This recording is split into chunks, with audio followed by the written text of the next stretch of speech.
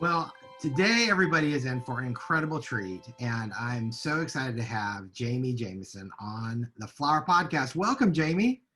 Thank you, and thank you for having me. I am beyond thrilled to be here. Well, we always try to offer something different for our listeners, and we just that way everybody always gets the opportunity to learn and walk away with some nuggets of gold to help them with their business. And so today, I'm excited because I know that you are one of the instructors at the Flower School New York, and you teach marketing. Well, I don't. Maybe, is that the only thing you teach, or do you teach other things too? I teach marketing and social media and a little photography at the Flower School, and then at Youngstown State University, I teach communication. Wow. So we're in for a treat. We're going to get some, I hope everybody's got pen and paper because I'm sure you're going to want to write a few things down, or go back and listen again, however it works for you. But Jamie, I'm really kind of interested in hearing, how did you get where you are now? Because being able to teach this stuff, especially during our pandemic, we've all been trying to figure out ways to pivot and make our businesses better. And so tell us your story. Sure. Well, and I posted today that I think the word for 2020 is pivot. And I think that that is what we are all doing both personally and professionally. And so my background, I started in marketing out of college, and I worked as a marketing manager, and I worked for several large companies and had a great experience doing that. And as you know, in marketing, you wear lots of hats. Right. And you always are asked to do everything from public relations to maybe be at an event. And so that is a little bit in my nature too. And fast forward, I got a little bit more into photography as my kids got a little older. And I started doing some artwork. And I thought, I wonder what this Instagram thing is all about. And I'd like to see how my work resonates with people on Instagram. And the next thing I knew, my Instagram started to really grow. And so now I'm considered an Instagram influencer. And I've focused my Instagram on taking what I love, which are flowers, and incorporating those with handmade objects and with beautiful antiques. But when I took a step back, I realized, hey, I've got this marketing background and I love photography. And it seems like a lot of businesses really need help kind of putting their brand out there, whether it be in traditional marketing or in social media. So I approached several companies within my town, and now I act as a brand consultant, a marketing consultant, and also provide content for these companies, photography, and do my own photography in addition to teaching at the university and teaching at the flower school. And so I have to say, even all these years later, I'm still wearing a lot of hats, but it's also made it pretty nice for me to pivot as we've had to do because I've got a variety of things that I'm doing. So that's kind of how I landed where I am. Wow, that's amazing. And you're right. It seems like having multiple hats has been really a strength during this time in 2020, because it's giving you multiple opportunities for either revenue or income or skills to perfect or ways to help people. And so I'm really hoping that's something we're gonna be able to do a lot today. Absolutely. And I think everybody's had to do that. And even if they had one hat on, they've realized they need to go out and find a couple others because it's just, this year has taken everybody for a loop. But I also think it's been a great lesson for all of us to get back to the basics and what we want to do and really think about our core customers and how we want to reach them and how we want to be successful moving forward. Sure, absolutely. Well, I know I'm really hoping that we can get into some practical tips and more than even tips, but just really good content to help people grow their business today. And I know when we were talking earlier, we were talking about this, how all these different things work together, whether it's marketing or social media or however you reach your community or your customer base. And I really love the analogy that you described to me. And I don't know, maybe can we start there if you remember what we're talking about? Absolutely. I know exactly what you're talking about. So I look at reaching your customers in sort of a three-part phase. And I want you to think of it a little bit like your home with a front porch and a kitchen table. Social media to me is if you're standing on your front porch and you're waving at your customers and you're saying, hey, here's a little something interesting about me. Look at me. Come into my house and see a little bit more about what's going on. Your house, the analogy for that would be your website. It's a little bit more static, doesn't change a whole lot. You may move some things around, but it's got all the functional pieces and parts in the different rooms within your house. Right. And once you've brought them into your home, the thing that is so critical, and I will talk about this a little bit more, is making sure that you have that pop-up on your website to gather email addresses. And then what you will do is you will get an email address and then you will bring them to your kitchen table.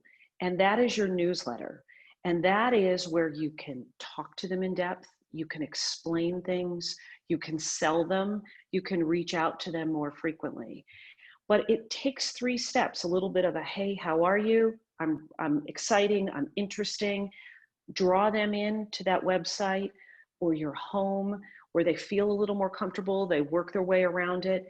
But before they do that, you want to make sure you get that email address, which is gold to a company, because all of our social media can go away tomorrow.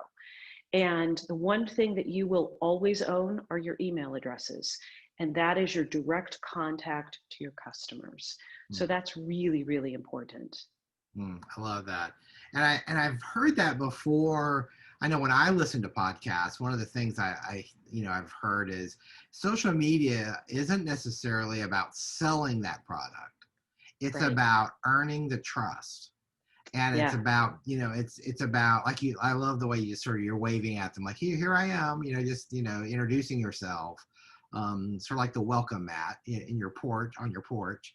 And I love the way you broke this down, because that comfort level that comes with the progression from each part of your home to that final kitchen table, so to speak, where you have that rapport, I think is so critical. So social media, obviously you've grown your social media presence to be quite, impressive.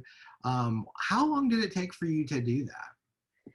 Well, I actually jumped in to Instagram in about the end of 2014, the beginning of 2015. And I made a commitment at that point to post every day.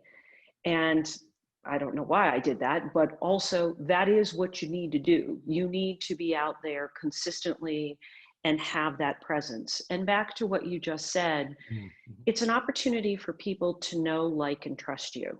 If you think about anything that you buy, whether it be a small purchase, a large purchase, maybe you're booking an event, you're doing something in florals, you want to maybe know the person. You certainly want to like them, but you definitely want to trust them. And I started my Instagram very organically, and it grew, at the time, it grew very quickly. It is not growing to the same level that it did in the beginning. Instagram's gotten very saturated and grown a tremendous amount, obviously, in the past 6 years while I've been on.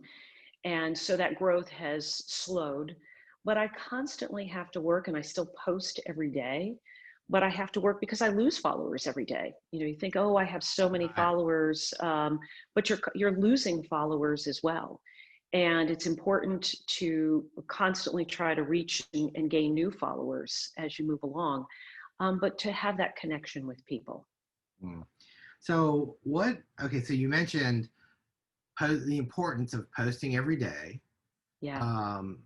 I know some people, it's so funny because when I've shared that with other people, sometimes they're like, oh, but I have so much to do and I have so much going on. And that seems like that's an overwhelming challenge to do that every day. And then now you have stories, and then now you even have reels if you're, on that ticket. And it's kind of like, it seems like there's a lot to juggle there. So how do you prioritize that? And then, do you try to post the same things, or do you try to change it up between personal and business and hobby? I mean, how do you break that kind of what you put on there down. Maybe. Does that make So sense? those are all really great questions. So let's start with organizing your time first. Okay. And I think that that's critical. I am fortunate that I seem to have a nice window in the morning. I call it my coffee time, when I can post, and I can post for myself and I can post for my clients. It's quiet time. I can think, I can make it very real time, obviously, because I'm doing it that morning. For some people, they don't have that time. They get up and they hit the ground running, and they're Right. running till they go to bed at night. But I think we can all find, if it's not 15 minutes to an hour a day, and also by the time I post, then I move on with my day. I may pop in there a little bit during the day just to see what's going on with my post. But for the most part, it's sort of set it and forget it kind of thing. And then you move on. And then if you want to check in, you got it, you're sitting somewhere and you want to look great. Hmm. But I've moved on with my day. For some companies and some brands that I speak with, obviously they're very busy. They're a one-man band. They're trying to do everything that they can do. Here goes my earbud falling out of my ear. Sorry about that. That's okay. Um, so what I suggest is thinking of one of the apps, Planoly, Plan, several of them, Tailwind. They're all helpful in letting you sit down and think about, maybe it's a week, maybe it's a month, and just scheduling your images and scheduling your comments. Both are very important.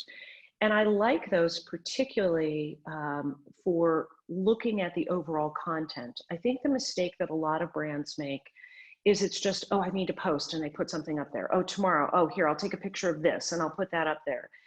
Really, you're the editor of a magazine. This is your brand. And I should be able to pull up your Instagram, and the successful Instagrams, when you pull them up, you know immediately what they're doing, what they're all about. It's beautiful, it's consistent, and it's, so there's a connection between all of the posts, and it doesn't look hodgepodge. So for someone who's just starting out, one of those apps may be a good idea for you, because it'll let you visually see what your Instagram or what your social media is going to look like. The other neat thing about those is you can also post on Facebook and Pinterest and other things as well. So it saves time that way. To your next question, which was, do you post the same things? It depends. If your time is critical for you, then yeah, maybe you do post the same thing. But you may also think about posting a different image. Maybe it's the similar comments, but it's a different image just so it breaks it up if people see it in two different places. Well, because I know that I've heard some people say, well, I I'm into coffee, so of course that's the big one, right? And everyone likes to post their pictures of their coffee with their pictures of their clients, or working with clients, or their pictures of their kids or their pets, or and they kind of change it up to kind of create, it's like we're still waving from the front porch here, right? To Right. try to create that personal connection.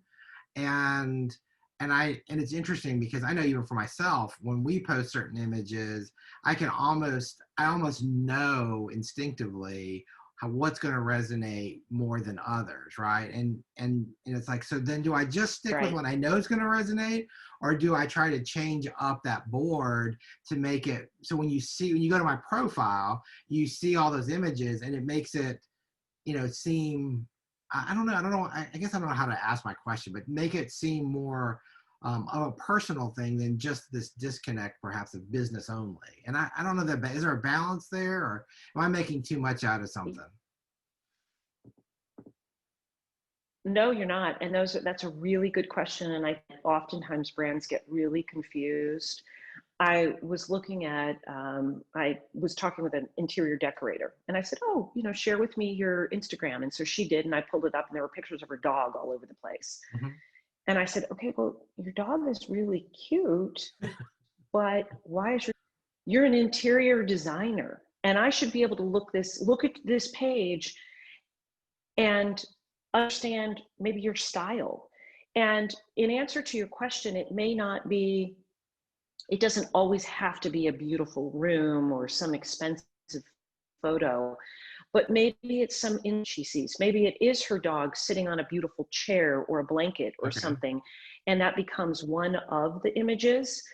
The big thing that I always go back to, and I sort of start every class with, or everything with a client, is you need a social media mission statement.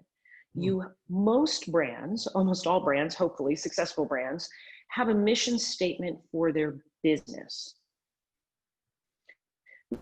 Now, my business is, so if I were to show that on my Instagram, it'd be a little bit boring. But my social media mission statement is to show beautiful flowers and antiques and and pottery and gorgeous things from artisans. That's all you're ever going to see. You're not going to see my family, but very rarely are you going to see things like that. I do go off brand in my stories. That allows me to go Okay. a little off brand, show people, show where I am, show different things there.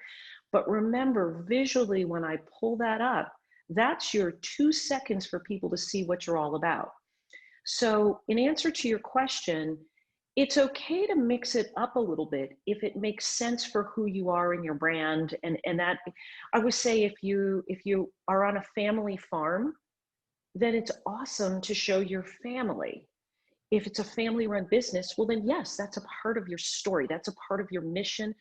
And I think as long as you set a social media mission statement, then everything that you do will go back. Oh, whether to post that cup of coffee. Does it make sense to post a cup of coffee? Well, not for me.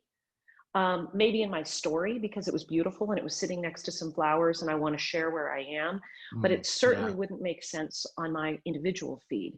So I think for brands, it's always, yes, you've got your company brand, and just to say this too, your company mission statement, excuse me, not a company, you've got your same thing as your social media mission statement. Mine happens to be a little bit different, but for most brands, it's going to be the same thing. But I think it's just really important to say, hey, I'm going to on my Facebook, that's more of a personal means of communication for me. So I don't really even show what I do on Instagram on Facebook. That's where I tell who graduated and all, vacation and all those kind of things. So each one of my social media has a little bit different mission, and that may happen for a brand too. Yeah, and that makes really good sense. And I appreciate that example that you did with, if you're going to show your dog and he's on an antique, chair or beautiful blanket, whatever, however you tying that, that theme back in or that mission statement back in, or the coffee by the flowers. I mean, how you do Right. that, I think that's a great way to kind of show that personal side, but still stay true to your brand or to the continuity of the images in your feed. And so that makes really great sense. Um, are there any, when it comes to like stories, I know you've talked about that a little bit, is that's your opportunity to kind of not go off Hmm. brand necessarily, but to be a little more spontaneous. Maybe that's a better word um, with it. How do you approach what you put on your feed versus what you put on your stories? Or I don't know. Does that make sense? Well, for some brands, and again, super question. For some brands that I work with, there's definitely a continuity between what's on the feed and in the stories. But to your point, we can be a little bit more spontaneous, a little bit more fun with those particular companies. With my brand, I do, and I love your word. It's a little more spontaneous. Hey, here's where I'm traveling. Here's what I'm doing. It tends to be more real time of what I'm seeing and what I feel like the folks who are following me might enjoy from my perspective. But I definitely think that there needs to, it can't be too far off brand. It definitely has to work within the realm of what you're putting out there. The one thing that I will say is that what I have noticed is for sure is that stories are getting a lot of attention.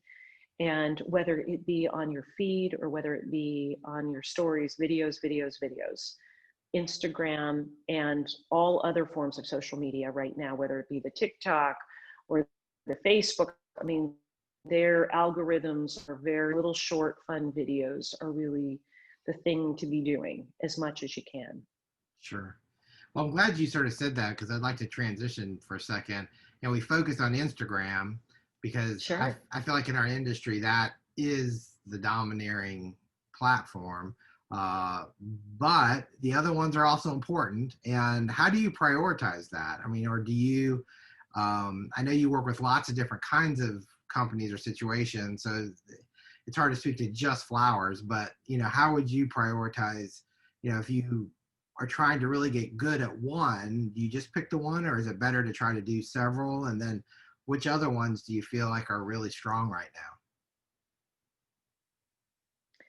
Well, I definitely feel that you need to have a presence on Instagram and Facebook and even Pinterest for some of, particularly in the floral industry. I think that that's really important because I think it is such a visual thing and people are constantly looking for inspiration and making those connections. And the nice thing is with, as I said, sort of dialing back to some of those apps that are out there, you can easily post on all three of those. I do think that it's important to at least pick one that you feel very strongly about. And some businesses do really well with Facebook, and that works for them. Right. Maybe they're in a smaller community. I say go for it. Just stay where you are. If you can't do something consistently and well, then it's probably better not to do it at all. I don't want to see I don't like to see a brand whose last post was last year. If you can't be on there fairly regularly or have some mechanism to post on those sites regularly, then it's probably better to stay a little bit dormant. The one thing that I also advise too is whatever the name of your company is, as best you can, own it across all social media platforms. I have no desire to be on TikTok. I'm not going to be doing that. But I have an account on TikTok under my name. Why? Because that's my brand, and I don't want someone else to take that. So if there's That's a something good point. that's, just own it. I mean, you don't have to use it. You can leave it to be dormant. But as best you can, those three: Pinterest, Facebook, and Instagram, they are challenging. They change all the time, all the time. So at least try to be as proficient as you can in one and understand what's working for your business. I mean, Mm. if you're out there and you're posting all the time and you're taking all this beautiful content, what's it doing for you? Bringing people in the door? Is it actually doing what you want it to do? And that's critical too, to make sure that the one that you're selecting is actually working for you.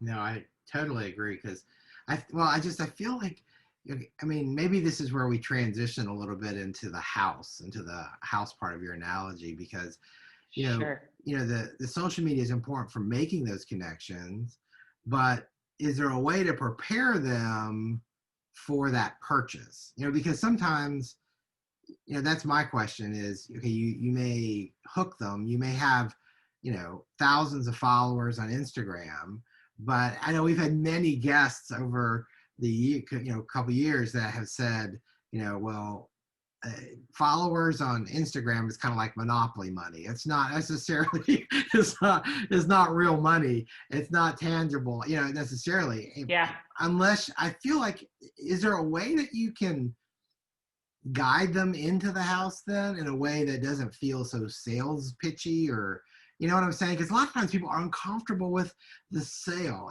making the sale or making that pitch, and they want it to be organic and natural because that's how they've done all this waving, or they've done all this prep work on the social media platform, and they just link hoping people will jump. But I don't know, is there a way to kind of get them to to walk through the door and everyone be comfortable? Absolutely. And I think, the first, and you kind of hit it really well, it's just to be authentic. I mean, I think that Yes. that's the most critical thing is your authenticity. Even even though I'm technically a brand influencer or an influencer, I'm very careful about who I partner with.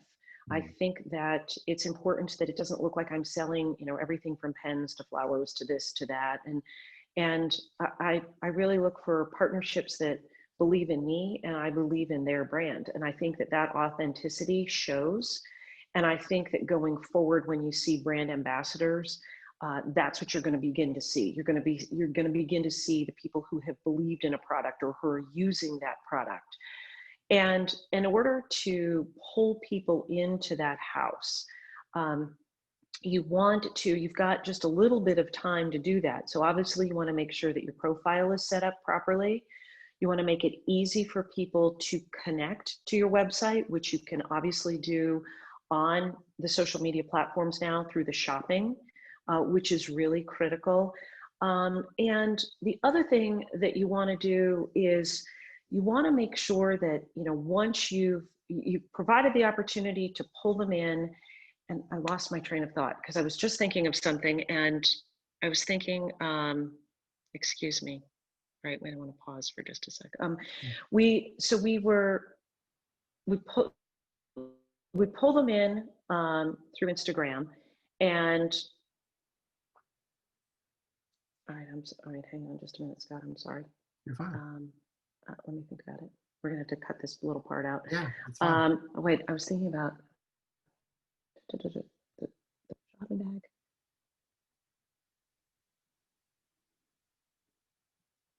Oh God, why am I totally blanking on it? Why am I totally blanking on it? If you pull them in, because you asked me about shopping, about pulling them Well, in. right, by getting them through the doorway.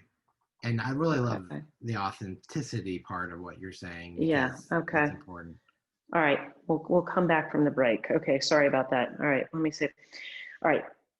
Here we are. Sorry about that. So we'll cut that little piece out. Yeah, it's fine. It's fine. So what you want to do is you want to make sure that you are able to connect with people so they know how to get to your brand easily. Okay. So they can shop from your site, so they can link in a bio, so they can get in the door and it's easy for them to actually purchase what you have. You want to, as I say, make them know, like, and trust you. And once they've done that, I think they're more willing to make that leap over to your website. It's challenging, but you also want to try to understand your analytics too and make sure that you know if it's working. I mean, if you're putting all of this effort into it, is it actually drawing people in?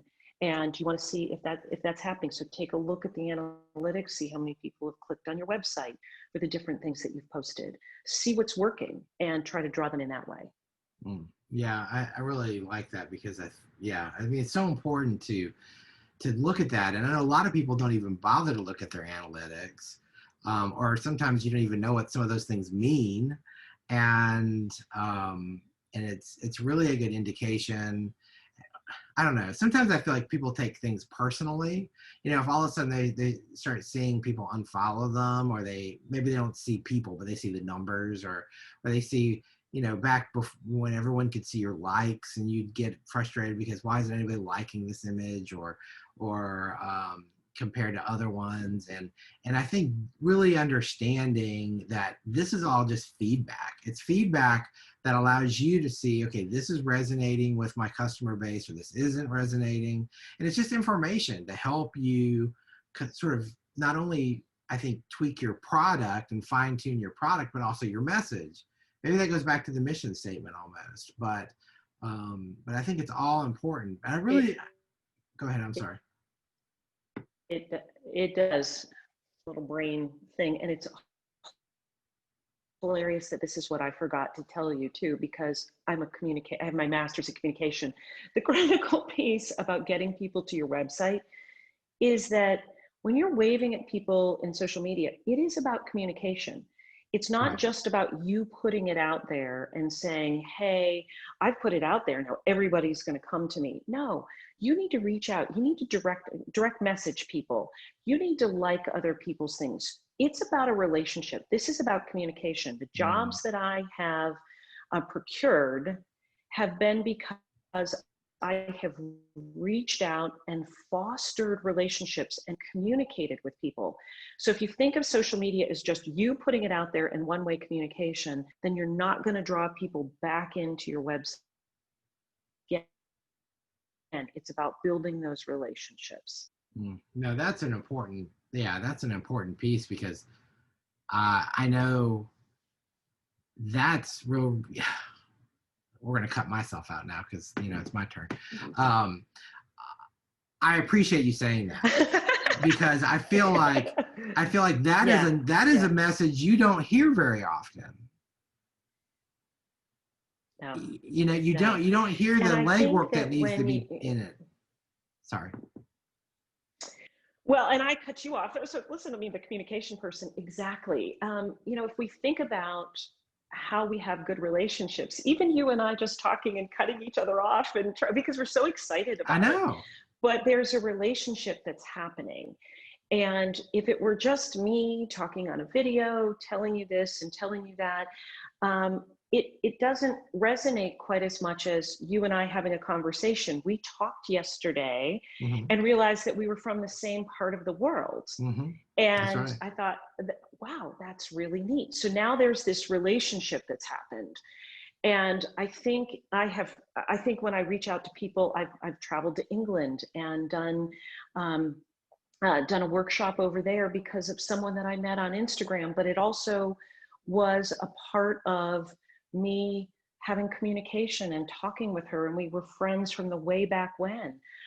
I got to photograph Diane Keaton last year and meet her for an entire day because I direct messaged a client and said, hey, I do Instagram. And we started this dialogue and he became a client. And then I ultimately ended up spending the day taking photographs of her. And I'm thinking, this is amazing. This is just amazing. How did this happen? But it didn't happen just because I put out a flower picture. It happened because I connect with people, and I constantly am reaching out to people and talking with them and building them up and telling them how much I like their brand too. So it's the know, like, and trust. And by people doing that, then they in turn will reach back to you and your brand, and they will jump into that, hopefully jump into your website and make that purchase from you. I love that. Now, the website. I think during this whole time, how many times have I had people message me or email me, or I see ads all the time on social media, especially about, making your website better, making it more SEO friendly, making it, right. And then there's the whole pivoting thing. What should people, when they sit back and they get on their website and they try to evaluate it, what is something they really need to look for, or what are some great things that they can maybe fine tune to make it better? Well, certainly to make sure that it's easy to get the information that you need, and certainly that it's easy to purchase the products. If you're selling that way, it has to be easy.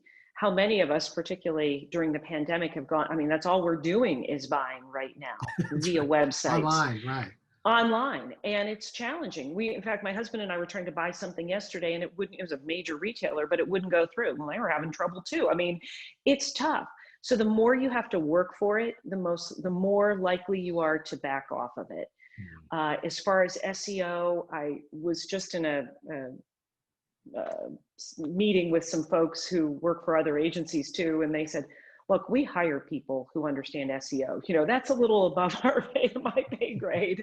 It's really important. And if that's important to you, then you probably want to look for the experts in that to make sure that they are elevating your brand in that particular way. The thing that I would say is find somebody who's very good, if it's not you, that's good at building those websites, building the back of the house part, as well as executing it from a creative perspective.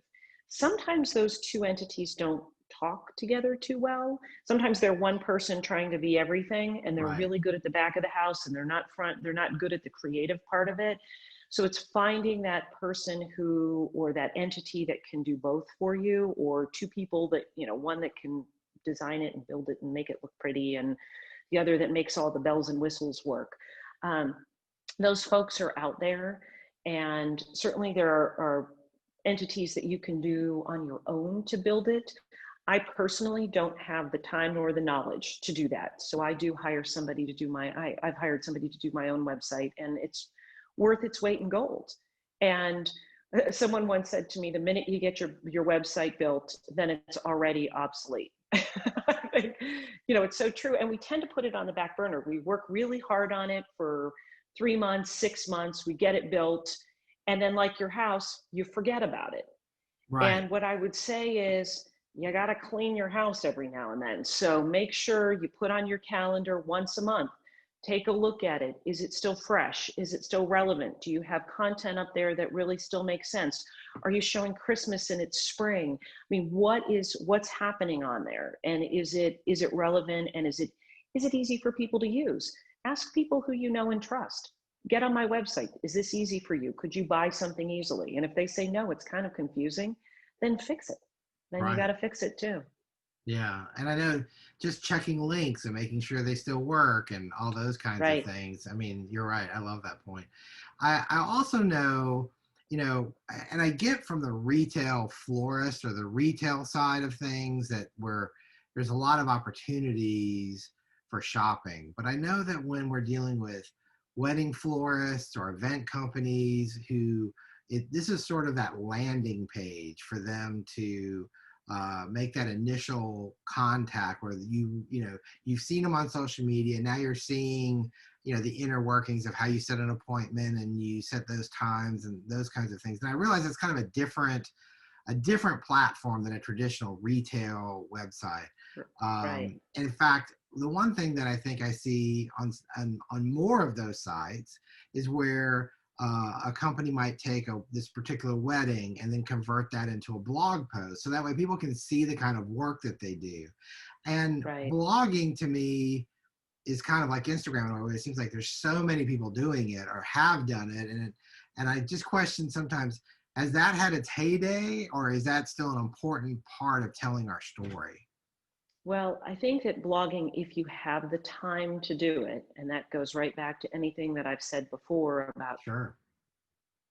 consistency, I think it's important to do. And I've been to enough conferences where there are still bloggers out there. And it definitely helps with the SEO. It helps to elevate the brand. There are definitely tips and tricks to writing the headlines properly and getting that blog out there. The other neat thing that you can do with the blog, though, is you can also turn it into a newsletter. And so you can even, in fact, turn it into a press release. And so it can be, you can start with a press release and do a blog article and a newsletter. But hey, if you're starting with a blog article, maybe it will definitely provide a great newsletter. And then you can send that to current clients, past clients. It's a wonderful way, remember, to tell that story in a deeper way and let people see it a little bit more. And so I think I think that blogging, if you've got the time and you are a good writer and you can show that beautiful imagery, on my website, it is more portfolio based. And I would say Okay. for some of those for those event planners, those wedding planners, it's also more portfolio based. But same thing, it's a marketing tool. So how much are you keeping hidden from these people? How difficult is it for them to contact you, to get information, to know about your pricing, to know about your range? I mean, if you're a florist and you have a minimum that you want to start, I mean, if it is what it is, then say it. And then maybe that will um, it certainly is going to discourage some of those calls that aren't in, know, aren't going, don't want to work with you. But maybe you do some variety of different things, and you don't want to turn those people away. Maybe you can turn that person with maybe a lower budget into a little bit higher of a budget. But I think people definitely want to look at those as far as portfolio to see, does this person do what I like or what I envision or dream of for my own wedding? Yeah, right. And even tying it back to um, seeing this work that you've executed, and especially when you can see different things.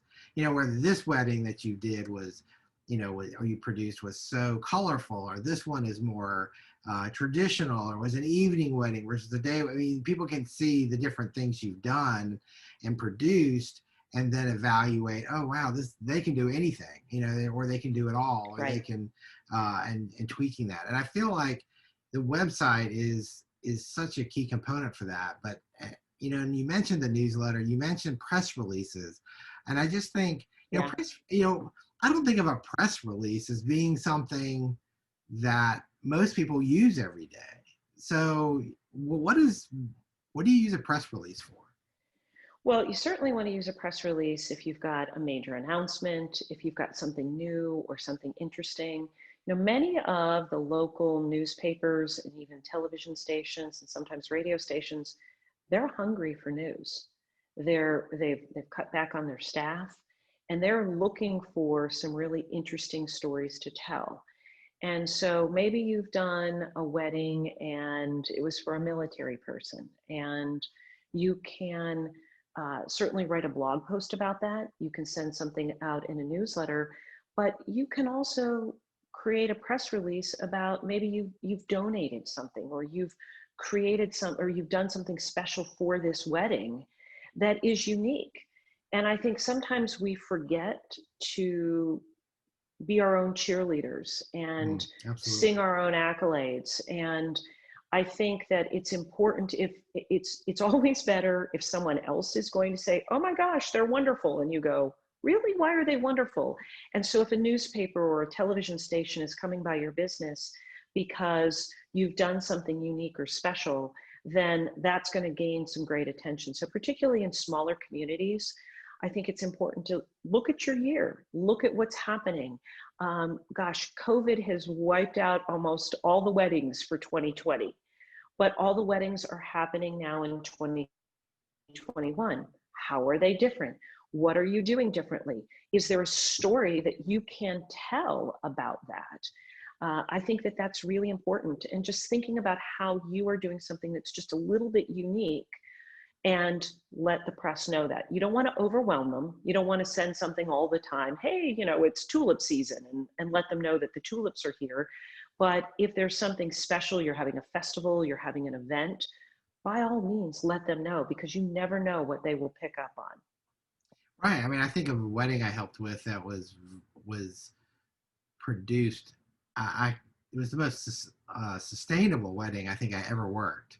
And Right. trying to create an article, just writing an article about yourself almost, and submitting that, because it's an interesting topic that might be, might resonate with, that editor, or have you. And so is that really what a press release basically boils down to? It's like you're just trying to give them a snippet, or do you go ahead and you go all out and you write the whole thing, the whole story, share that whole, event, and then put it out there? Or is it more of a whet your appetite kind of appetizer thing?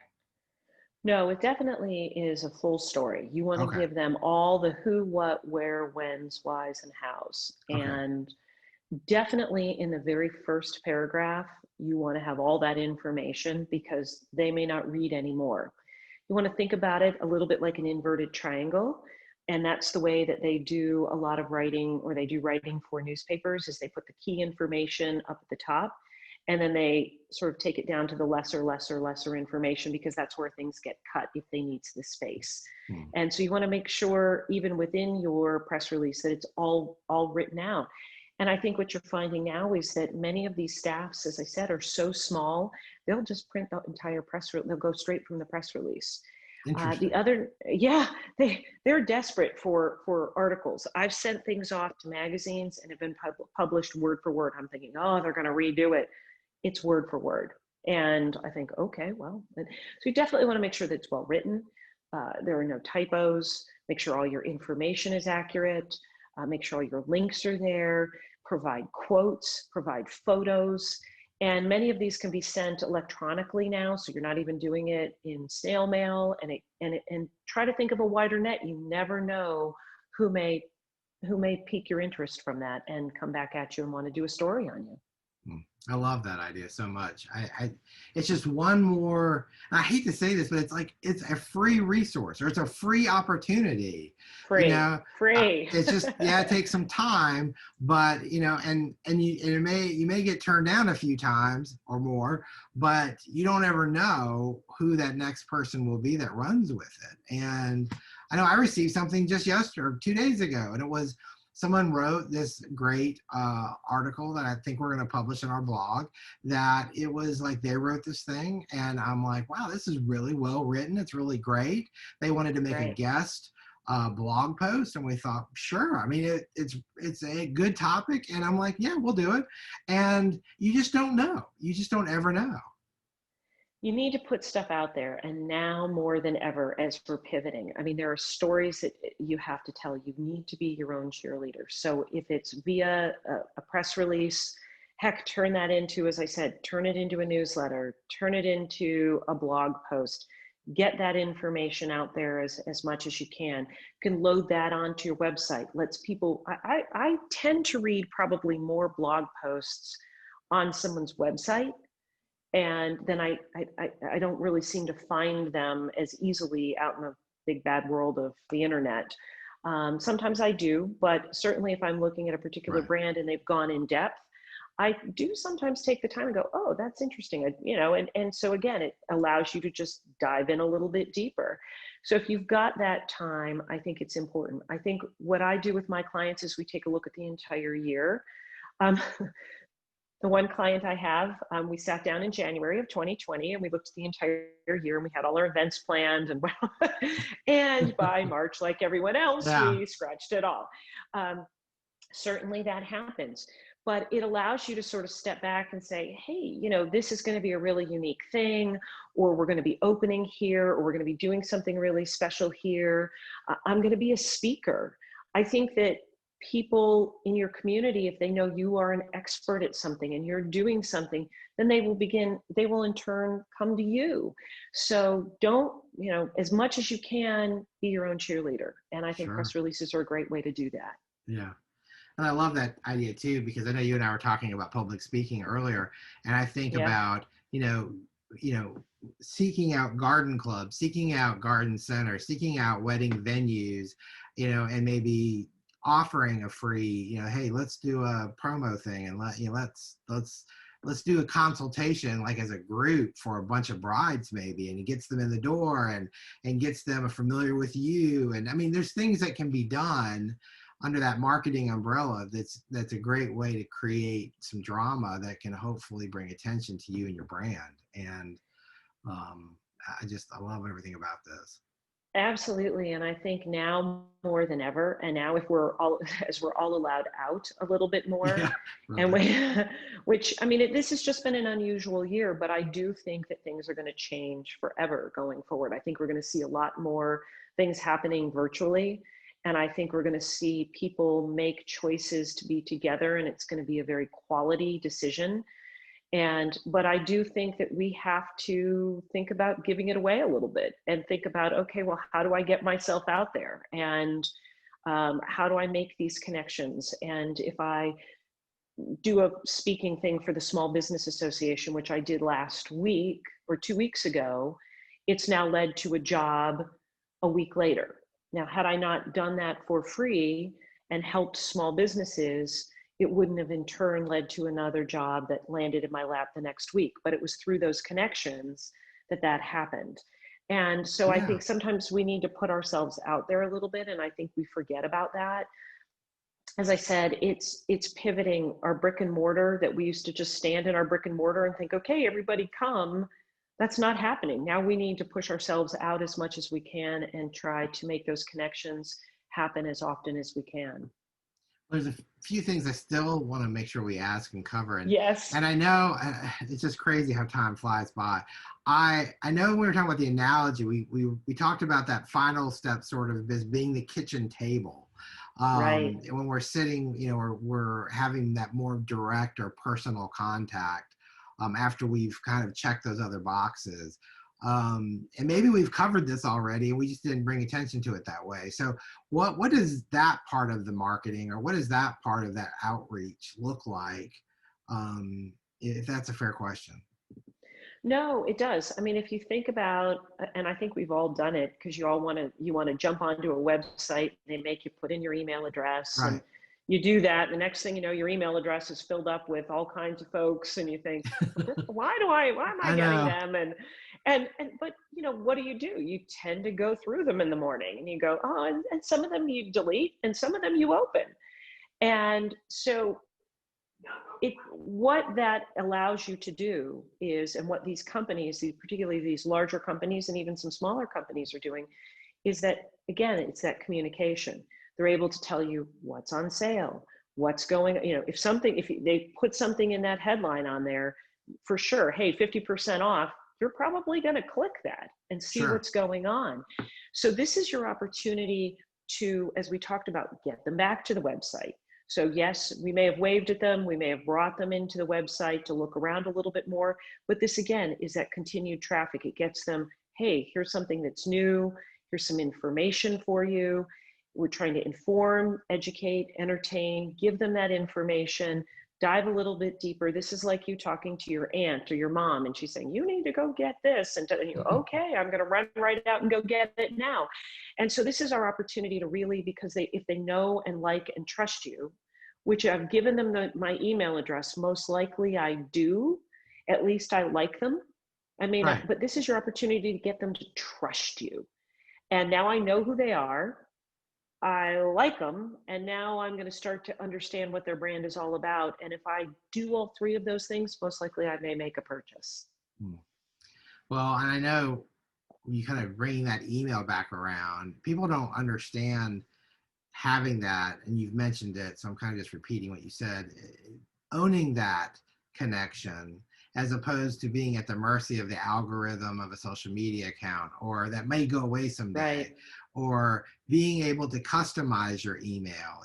So if you have groups of people that are more, maybe you have corporate accounts that do events versus weddings, and you've got that following, and you can target your emails too, and you can make them more wedding centric for your potential bride clients, or you make them more corporate event or savvy for those types of accounts, or depending on your business you could do whatever almost.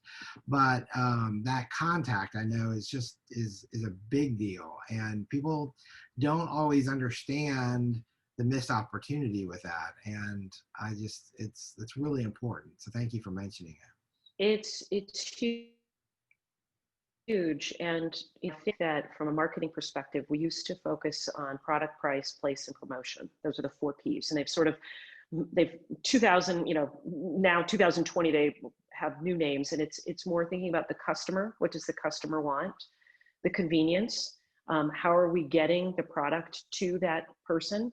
Many of us have had to pivot this year from having people come into our stores to doing online to sending things out differently, and then the price or the cost of that item. But the big issue is communication, and I think that we cannot uh, underestimate the power of talking with a customer and having that ability to speak to them. And so whether it be a newsletter, whether it be your website, whether it be one-on-one and in person, which is what I think we all want back again, or Absolutely. Yes. please, please, I know. um, or social media, there's that communication element, and it should be two-way. It's not just one way. And so you're trying to get that feedback and get that information from them. So a newsletter is a wonderful opportunity for you to communicate with your customers. And some of us were very fortunate to have others, and not huge customer base, and they don't need more customers. I don't know that people can say that now after 2020. I think things have shifted dramatically. So many businesses have completely lost their entire base and are having to regroup and pivot and change. So I think we're all looking for those ways to communicate a little differently and more effectively. And certainly having all those tools in your toolbox, don't underestimate all those tools. They're all really important, really, Sure. really important. Absolutely. Well, I know we've covered a lot of material here, Yeah. but I know that when you do your marketing course through the Flower School New York, How is that done virtually, or is that done in person, or how is that done? And what else do you guys cover in that? Well, it's a great question, and certainly pre-March, actually, I think I was the last class in March to actually teach in person, Really? Oh, wow. because we were there right before, I was there right before everything was shutting down, and then they were shut down for quite some time. Fortunately for the Flower School of New York, they are back doing in-person classes, but I have watched them, and it's just been amazing, take this huge pivot and change over the past few months, trying to get their product out to the marketplace. And so everything that was done in person or in the classroom, they're able to now do virtually as well. So I Amazing. am going back to New York next week. I'm really excited about that. And I will be teaching the Marketing 101 and 201 classes. And the Marketing 201 will also be offered virtually as well. I think the really neat thing that the Flower School has done is that they've looked at the needs of small businesses, and they've said, yes, some people aren't really sure, they're just getting going, they just need a general overview. So that's the one-on-one class. Here's a little bit about marketing, here's a little bit about photography, and then the 201 takes you in, just dive in a little bit deeper into just marketing. And then there'll also probably be a 201 just diving into photography. And then the 301s are going to take an even deeper dive into the Instagrams, the newsletters, the websites, those types of things. And those are coming. And so next week, we're going to be covering the basic principles. We'll be talking about press releases. We'll be talking about newsletters, websites, general marketing, and really diving in deep with these companies. And the nice thing is it's a small group, so we can really focus on the needs of the particular individuals that are there that day too. Well, that's really great. I wish I could be there. Which I know Cal and I were talking about that. It would be a cool opportunity just to see. But I know, so many people, you just don't know what you don't know. It seems like a silly thing to say, but until you get into some of this nitty gritty, some of it you might say, well, that's common sense, but then you don't. But understanding the why behind it is sometimes more empowering, because then it helps you really fine tune your message. And I just think it's great. I'm glad you're doing it. Well, thanks. And I think that marketing is something that people know that they need to do. They want to do. Sometimes they don't have all the right tools to do it. And so this is hopefully giving them some of those great tools and understanding so they feel more confident about doing it. I don't want anyone to leave my class feeling overwhelmed. And it goes back to your earlier question, do they have to do everything on social media? No. If you feel like you can only do one, then do one. I'd rather see somebody do one thing and do it really well and connect with people and be successful at it than try to do so many things and not be successful. So it's finding the things that are going to work best for your business. It could be press releases, it could be newsletters, it could be a blog, it could be social media, and taking those tools and fine tuning those and really becoming successful using them going forward. I love that. I always like to end with a piece of advice. And I feel like Yeah. you've given so much great information. So this makes this a little more challenging. I didn't really prepare you for this, but sometimes that's where the best things come from. But what is one piece of advice, like to someone who's maybe hearing this for the first time, that you would just say, I don't know, that you would want to give them? Well, I think the thing that it's not necessarily that I get asked the most, but I think that I see the most is to go back, take a look at your brand, imagine your brand, imagine what it looks like in your mind, how you see it. Is it beautiful? Is it wonderful colors? What is it about your business that you in your dreams see at night? Not the business side, not all the business side of it, but the beauty of it. Yes. And then go to your social media, go to your website, open those up, and do you see what you dream and what you envision in your heart and in your soul? Because you may be perceiving it one way, but are others seeing those perceptions? And I think sometimes there's a disconnect. And I know people have, this is what I do, and it's beautiful, and da da da. And as I said, and I open it up and I think, well, what's this little doggy doing there? It has nothing to do with you being a beautiful interior decorator. So I think it's really important to kind of take a step back and say, here's who I am, here's what I'm all about. And then take an open and honest look at what you're putting out there and see if those two things match. And if they do, fantastic. And if they don't, maybe it's time to tweak them a little bit so they do send the message of your brand and send the world what you want or what you believe in your heart and soul are putting out there and you want people to know. Sure. Jamie, thank you so much for You being are on the Flower welcome. Podcast. This has been so much fun, and I've learned a bunch, and I hope Oh, everybody else listening has too. well, thank you. I have loved it. It is a true honor to be here, and I so appreciate you having me on. And thank you so much, and good luck, everybody.